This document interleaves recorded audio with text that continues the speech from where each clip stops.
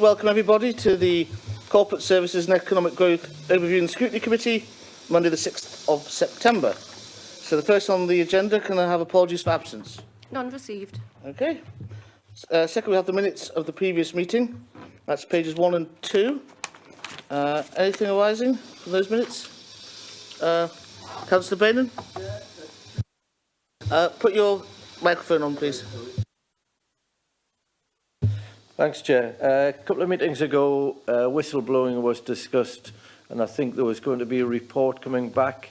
I did inquire at the last meeting when the report was coming back, and I think Sean said it was about to go to a committee.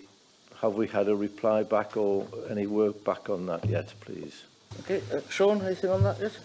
Yeah, I mean, it was raised at the last chairman's group. The business chair indicated he was going to take it to a member services working group. We've got chairman's group actually meeting tomorrow, so I'll seek clarification from him about how they resolve to take it further. I've got Councillor Dunn next, then you, Councillor Jackson. Hold your horses. I've got Councillor Dunn next, then you. Fine. Thank you, Chair. Just with regard to the minutes, both minutes, it was just to point out that I was missing from being present in those minutes, but I believe you have fresh copies now, and I have been added to the list of it. That's right, Councillor Dunn. The versions I will be signing do indicate that Councillor Dunn was there, so Thank you. That will be the true record. Councillor Jackson? Yeah, just to add what's been said about the report coming back to this committee, it was quite clear that this committee requested a report back. There has been a meeting of the Members' Services Working Group, I understand, in the meantime. So I'm not quite sure why it's not on the agenda today. Okay, Councillor Oliver? Yeah, just about the minutes. We've got a separate set of minutes. I didn't quite understand it because they seem to be minutes about the same thing. We've got two sets of minutes. We've got the confidential minutes, which we'll discuss in closed session at the end of the meeting. The first minutes in your pack are the public minutes, which we are just approving now. Two bits will go together to form the overall minutes. Yeah. Okay, Okay, thank you. Yeah, I mean, the procedure there is, Councillor Oliver, is that in part 2, sometimes, but not always, there's a much fuller discussion that needs to be recorded, and therefore we do a separate part 2 minutes. More often than not, we can just deal with it in a few sort of paragraphs without really giving away the detail. But I think in this occasion it was felt appropriate to do a fuller minutes. That's great. I understand that. Thank you very much for the explanation. So are we happy to approve those minutes with the obviously addition of Councillor Dunn's name? Yep. Agreed. And I've pre-signed those. So okay, next is disclosure of members' interests. Anything to declare on the no? Forward plan of cabinet decisions, that's pages 3 to 6. Sean, anything to point out? Yeah, two issues, Chair, to raise with the committee this morning. On page 4 of the pack, you'll see Energise and Blythe programme, Energy Central Campus, going to Cabinet on the 12th of October. On the forward plan, I marked that to be confirmed for this committee because I hadn't had a chance to clear it with yourself or the Vice Chair, but we've done that this morning. You've requested that report come to this committee on the 11th of October, which I'll make arrangements for it to do. I also received last week notification also for the same Cabinet meeting and therefore for the same Corporate Services Committee. There's a report coming through on Culture and Creative Zone pilot for Northumberland to consider and agree the preferred location for the creation of a Culture and Creative Zone pilot for Northumberland with the support of funding from the North of Tyne Combined Authority. And you agreed also this morning, Chair, that you would like to see that come to this committee at the 11th of October meeting. That's quite an important report. I think we'd like to see that. So with those two additions to your own work programme, Chair, we'll be coming on the 11th of October. Okay, right. Now for the main course, we've got item 5, Northumberland line. Unfortunately, Wojciech's given his apologies today, so I haven't got an introduction from a Cabinet member, but we'll just go straight into it. Thank you, Chair. Good morning, members. I'll do a brief introduction to the report, I would suggest. And then if members have any specific detailed questions, then Stuart McNaughton, who's the project manager, will be able to field any that I can't, because I think Stuart has forgotten more about the Northumberland line than I will ever learn. Right, so the report in front of members, which will be going to Cabinet, does 5 things.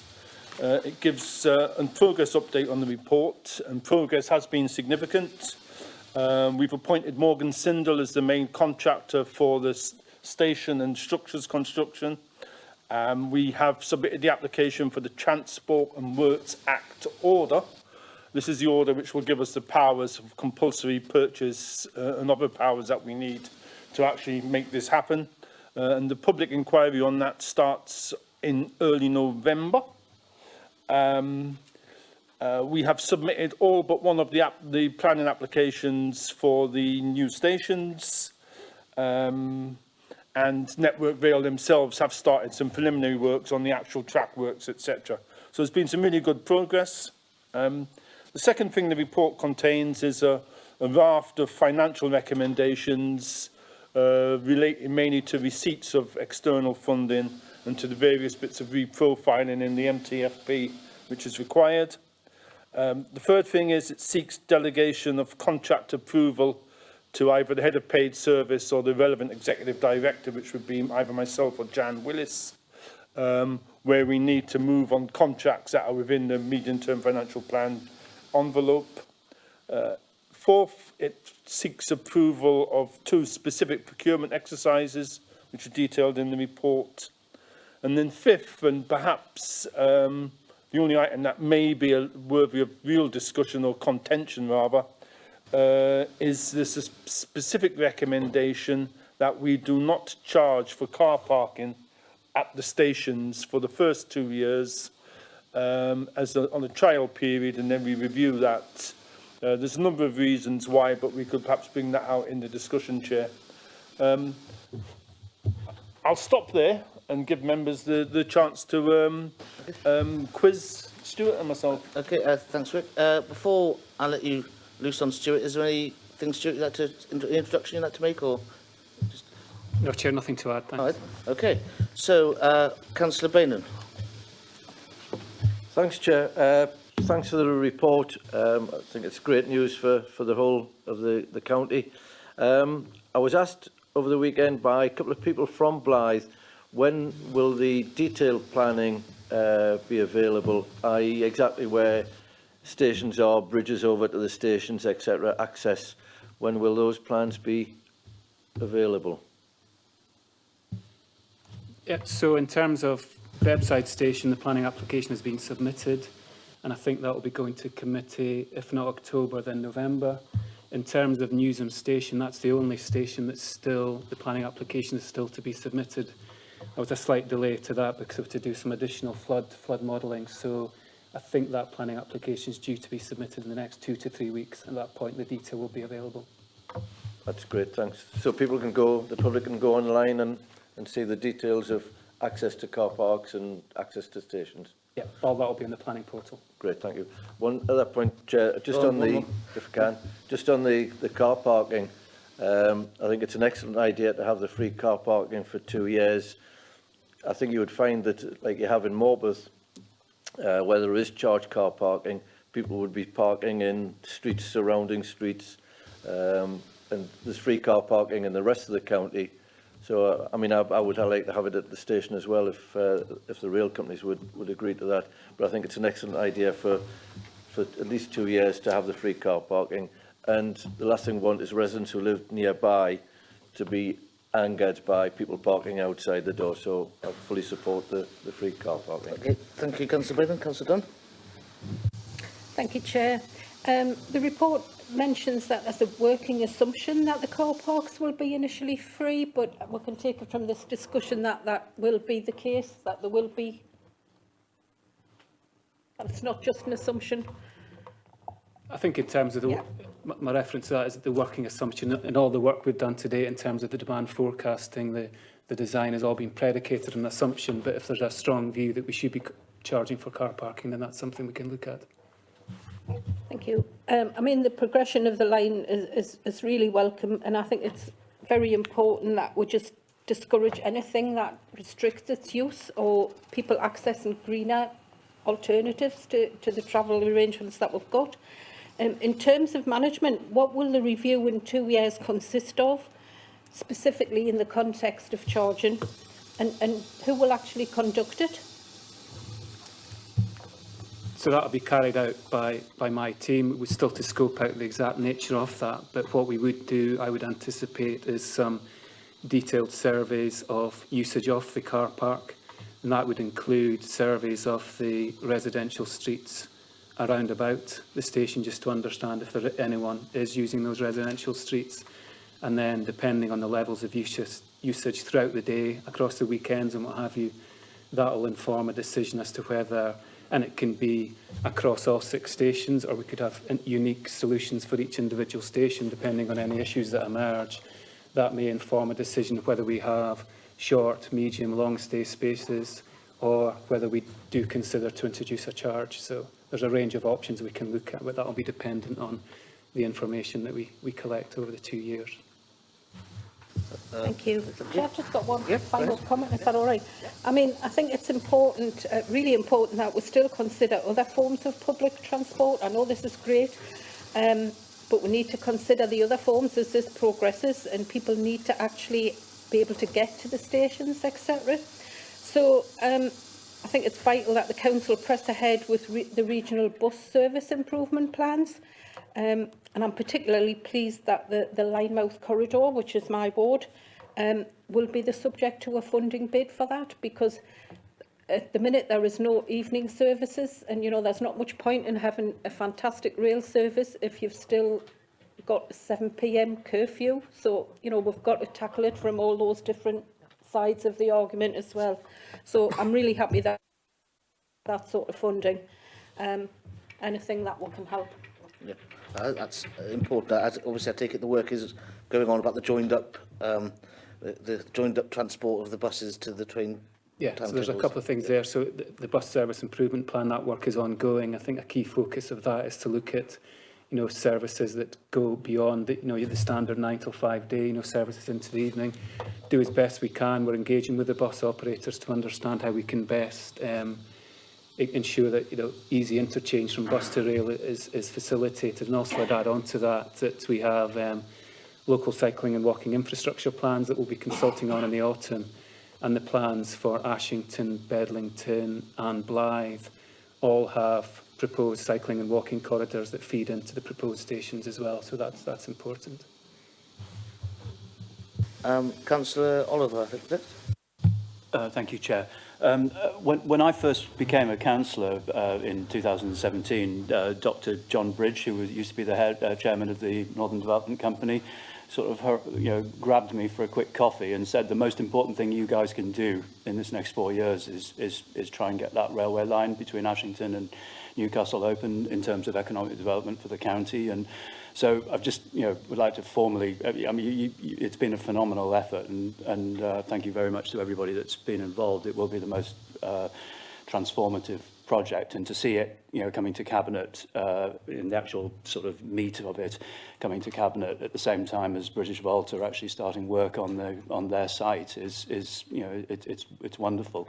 My question is about the sort of wider economic plans. This is going to be a transformative project. And what are we going to do to make the most of it and actually develop that sort of economic corridor from Ashington down into the border as it goes into Newcastle or North Tyneside. So how will that happen? So thanks, Councillor Oliver. So in the last 12 months or so, we conducted an early study. We got some consultants to look at the range of opportunities we could look at in terms of the economic corridor. That work is now complete, and now we're working, Rob Stretton, my colleagues picked it up, and working with North of Town colleagues to take that to the next stage to understand what work streams we can look at in terms of, and it's not just a Northumberland project, because obviously at Northumberland Park for North Tyneside and some of the things that Newcastle City Council are doing. So that'll be moving. I think we've got the consultants on to the next stage of the work very shortly to look at what that can do. So I'll speak to Rob Stretton, make sure he brings something to this committee to to give you more detail on that. I think as well, Chair, I would just add that the county's new local plan will have an early review to look at the impact of that economic corridor, both on housing and on employment land, etc.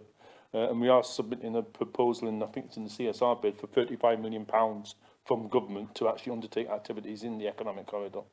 So you're absolutely right. John Bridge was right. It's the most important thing. Yeah, great. Thank you very much. It's also worth just noting, I mean, at risk of embarrassing, but the political input from Peter and Richard in terms of making this happen was really important as well. But you know, it's a great project, and look forward to seeing. Okay, thank you. Trains running. Councillor Jackson. Right, no, thank you, and thank you for that. Yeah, I mean, you know, again, it's just fantastic to see it coming to reality. It has taken a number of years, but a huge amount of work to get to this stage, and I don't think people understand quite how much detailed planning's gone into this over 3 or 4 years. It's been, or even longer actually. It's been quite dramatic. The report here is obviously all about the construction and the capital side of things. I was just wondering how far we got on plans to actually operate the trains and how or possibly who. Probably that's not decided, but how you envisage the line being managed. Just a general question on that. So that was ultimately a decision by the DFT, and the service will be absorbed into the Northern franchise, so that Northern already have their team in place that are building up to get the service in operation. And actually, it was interesting, over July and August, Northern ran 5 or 6 familiarisation services. So already they have their drivers on the line with trains on the line, so they can start to understand the line, understand the signalling, the infrastructure going on there. So Northern fully engaged with the process with a view to being ready to have trains operational from December 2023, because it's a long lead-in time for Northern in terms of starting to source their staff, to get those staff in place, to train them up, to be ready to have the services in operation. So Northern a key element of the governance process now. Okay, thank you. Councillor Robinson. Thank you, Chair. Yes, good news. Great that this is progressing. I've got 3 questions really, and they're about the economic regeneration, a localised integrated transport plan, and housing. But my questions, and I understand the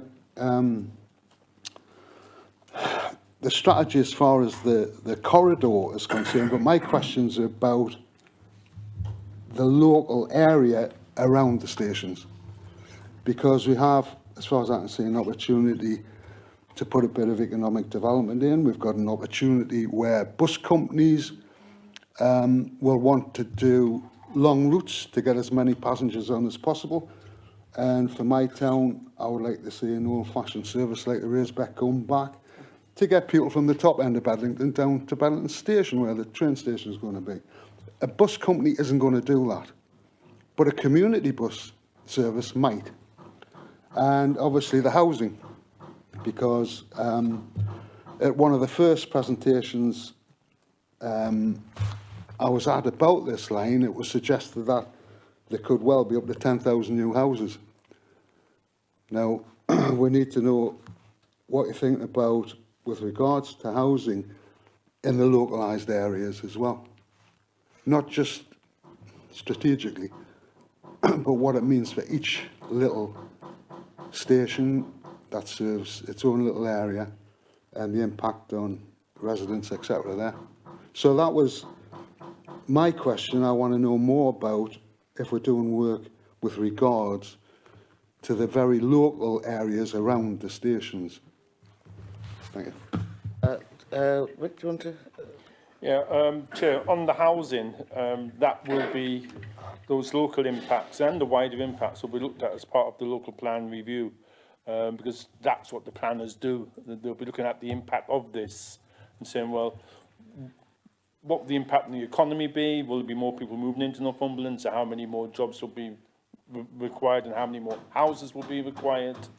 how many people may just migrate into the county because it will have much better links, and they'll look at the impact of the local areas as well as the slightly wider area. The community bus is quite an interesting idea, and we'll just take that away and look at that in the round as we look at the wider economic corridor, which is also a narrow economic corridor, Councillor Robinson, related to the towns where the stations are. Okay, Councillor Robinson. Can I just respond to that? Thanks, Rick. The point I'm trying to make is, and you know, I can talk with some certainty about Bedlington, but we've got an area right next to this train station that's probably going to be the biggest employment area in the county very soon, in the next few years. And we've got a train station that's kind of out of the town centre, so a localised transport initiative would suit both of those things down to the ground, as far as I can see. Just to give Councillor Robinson some reassurance that that localised level of planning is going ahead. Yeah, and we'll look at that. We'll look at that specifically. Yeah, okay. Councillor Wallace? Thanks, Chair. 3 questions, if I may. If my colleagues asked 3, can I ask 3? Yes, you ask away. I'm looking around the room, and I'm probably the only person in the room that used to use the train when it was the Ashington Blythe, Newcastle line. Used to take me to school at Ashington. Surely you're far too young for that. It's the only time I admit my age in council. In those days, you didn't care who paid, who was the decision makers, but now we are the decision makers, so you do care. And one of the things I care about is, I had the pleasure of travelling to Stockton on Friday, and in advance, I booked my ticket through the Tyne Tunnel. I didn't need no cash in my pocket. It was done like that. Will my residents travelling from the Camas area be able to go online, book where they can park their car, book the train, and book on to wherever they want to go, say Newcastle Airport for the sake of example? So what I'm asking, and it's in line with what Councillor Robinson's saying and Councillor Dunn, the integrated system, will it be there to make it easier for people to use in the future? I think that's the first question, is it? Okay, well, we'll answer that one first, then we'll come back. Councillor Wells, probably that's the ultimate ambition. I guess from day one, it's unlikely. I guess from day one, I think the minimum what we should be aiming for is someone to be able to buy a ticket that gets them all modes of public transport. I guess in terms of, you know, the longer we can, you know, that smart car technology, it's in its infancy, but it's, you know, the further that develops, the more we have to take advantage of that. I guess we also can't forget that there are many people who choose not to or don't have the ability to access online, to use these smart technologies. So we need to cater for those individuals as well. But yeah, the more seamless we can make this, it's better for everyone, absolutely.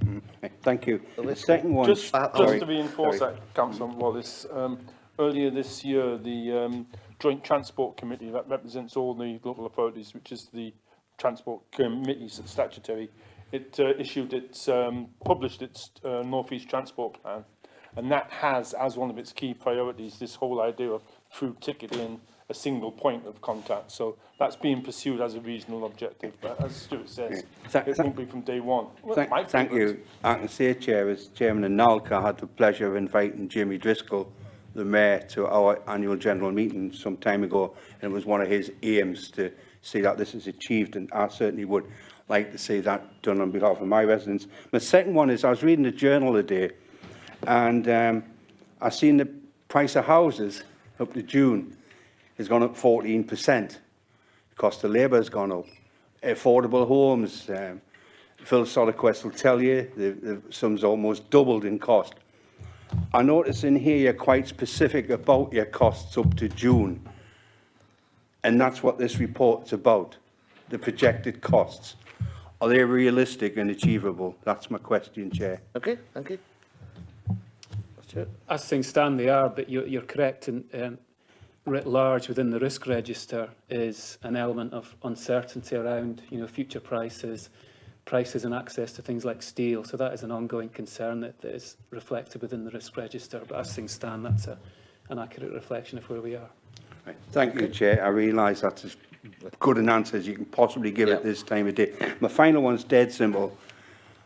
I know someone who has a property where the projected Beddleton Station platforms to be.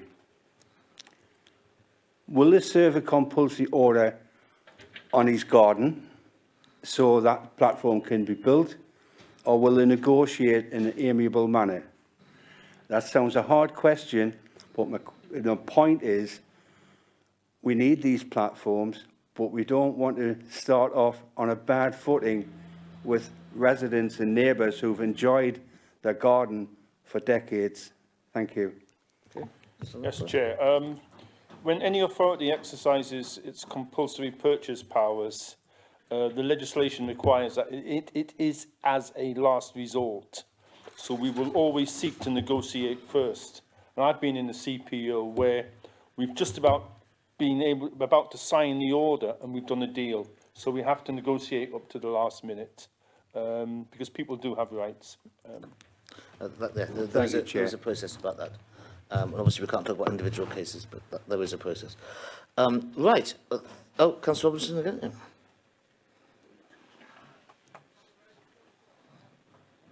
Thank you, Chair. I'd just like to make a final point, and that is, we're seeing these stations and we're building car parks and whatnot, but these train stations can bring people into our towns as well. And I would go further. I would like to see Northumberland Tourism pick up a strand of that to think about what they can develop. We've already heard about a cultural centre, that's a possibility. You know, we've got a lot of historical and cultural activities going on in the southeast of the county and whatnot, and it would be nice to see them exploited in the right way as well. Yeah, that's a good point. Councillor Oliver? Yeah, just to pick up on what Malcolm's just said, and it's something I've spoken to Stuart about before as a sort of keen cyclist. I think you know, that you can bring people from the sort of urban area into to the coast to cycle up and down the coast, but that'll only work if we've got room on our trains for bicycles.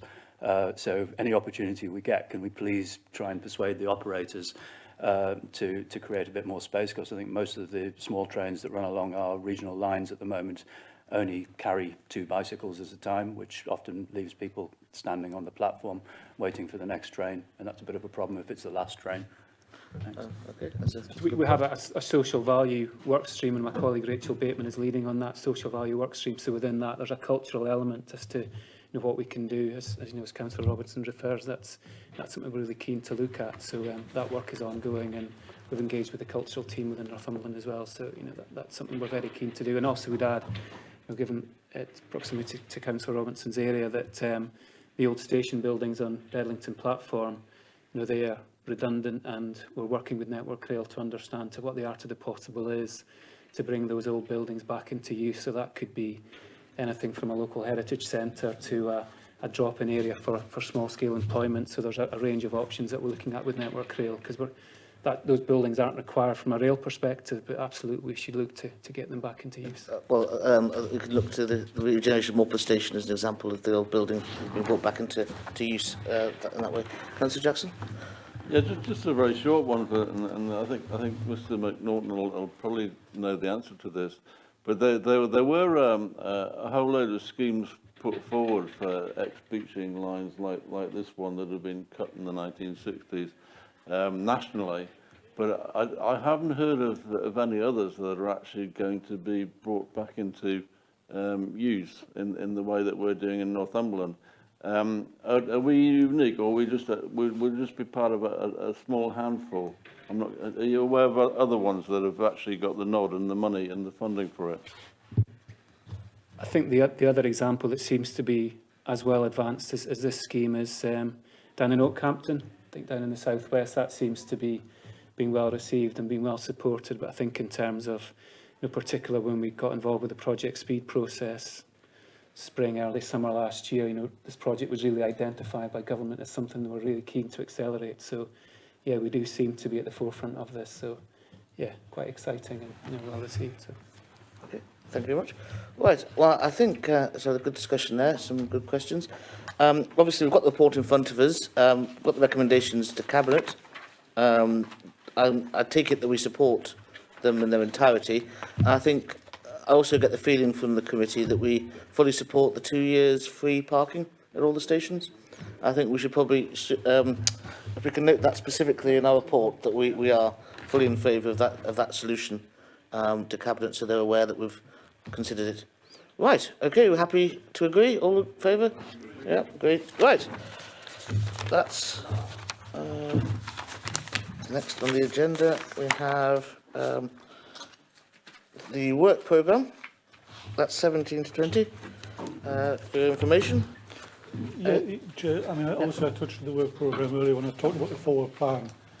So now, for the October meeting, you have three reports, all pre-scrutiny. You've got the approval of the Council Tax Support Scheme that's included on the work programme, plus the other 2 reports I mentioned earlier. And of course, the point that Councillor Jackson made earlier about the whistleblowing report, I will seek confirmation from the business chair where we are with that. Yeah, so we can get that on the agenda for then if possible. Right, and then number 7, urgent business. I've not been notified of any. So next we go to the exclusion of the press and public. So I move under... Just check that as Dr. Stewart. Yeah, I'm just going to move it then. Yes, I was going to move that we go into part 2, section 100A, for the Government Act. Agreed? Okay, can we turn that off?